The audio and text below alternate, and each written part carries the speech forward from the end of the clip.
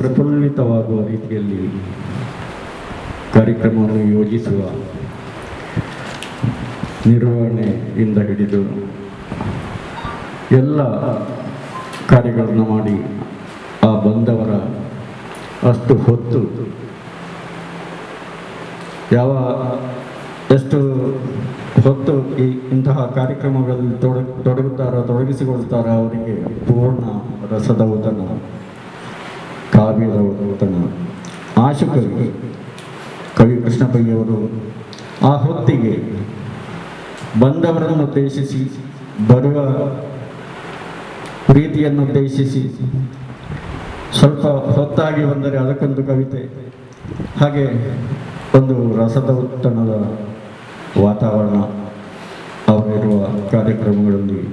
ಇತ್ತು. ಮತ್ತು ನಾವು ಅದನ್ನು ತುಂಬ ಪ್ರೀತಿಯಿಂದ ಅವರ ಜೊತೆಯಲ್ಲಿ